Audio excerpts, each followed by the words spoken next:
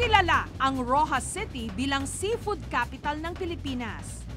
Lahat nga raw ng klase ng seafood narito at sagana. Kung hindi ka makapagdesisyon kung aling seafood ang kakainin, may putahe raw na pinagsama-sama na ang lahat ng ito, ang tinagong laman ng dagat sa ubad. Pinagsama-samang alimango, sugpo at hipon. Lalagay tayo ng oil. Naggisa ng bawang, sibuyas at luya. Sunod na inilagay ang sugpo, hipon, buong alimango. Yung ginagamit nating alimango, babae, para masarap tsaka maraming aligi. Yung itlog. Nilagyan ng homemade tamarind sweet sauce o minatamis na sampalok. Yung ubad. Idinagdag ang sotanghon. Pinakuluan hanggang naluto ang mga sangkap. Nung naluto, inilagay ang ginisang lamang dagat sa ubad ng saging o yung malambot na bahagi ng puno ng saging.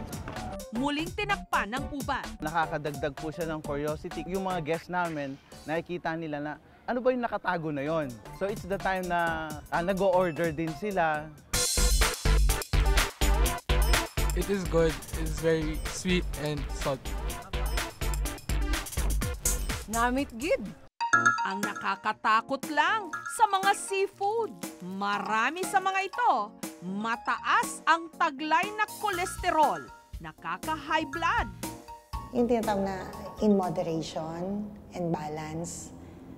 Kasi pag nag-eat all you can tayo ngayon, kinain mo maraming crabs, kinain mo maraming shrimp, baka that could be the last buffet.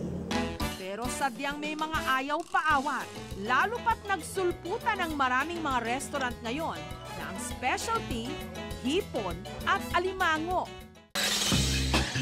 Sa seaside restaurant na ito sa Las Piñas, siyak daw na ikaw ang susuko sa mga alimango. Sa halagang 599 pesos na package, pwede kang mag-videoke ng 2 oras, 30 minutong spa at kumain ng buffet ng clam soup, buttered chicken, sweet and sour fish fillet at ang pinaka-highlight, alimango na inilutong crab marites, unlimited, one to sawa. Actually, marami na rin kaming mga clients from North area na dinadayo pa talaga nila to kasi mura nga, as well as may free spa treatments pa.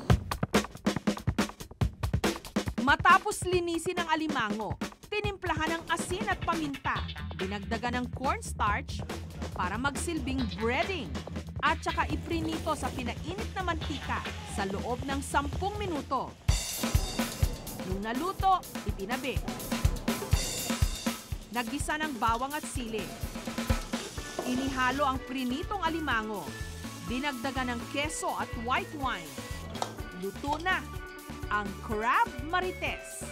Oo, sobrang sulit na sulit. Saan ka makakapunta ng place na may crab marites? Oo, sulit na sulit kasi I love seafood. Yeah, it's my favorite. Sa restaurant namang ito sa Quezon City, imbes na beer ang nakalagay sa bucket, seafood.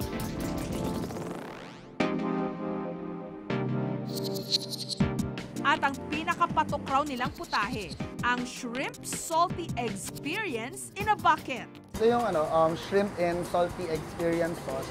First, we have to boil the shrimp. Pinakuluan sa chicken stock ang hipon. Nung medyo luto na, pinatuyo. Naggisa ng bawang. Inilagay ang salty experience sauce na kombinasyon ng asin, itlog, at ilan pang mga sikretong sangkap. Sunod na isinama ang hipon at saka inihalo. Inilagay ito sa plastic. Inalog para mahalo. At inihain. Masarap siya. Fresh yung shrimp nila. Ginamit nilang sauce. Very unique. Hindi siya yung the usual na sauce na ginagamit for buttered or shrimp. Mas masarap siya. Maliban sa hipon, meron ding tahong at alimango in a bucket. First ko nakita siya nung Texas, nagsaserve sila ng mga crawfish. Nakaserve sa plastic bag. Nagtataka ako kung ano yun. Yung natikman ko, medyo masarap siya para medyo makater for Filipino. Ilagyan ko ng mga taste na medyo familiar sa Filipino. Masarap, pero kapag nasobrahan, nakakatakot, kaya't hinay-hinay lang. Lalo pat sa dinami-rami ng mga seafood sa Pilipinas, hindi ka mauubusan.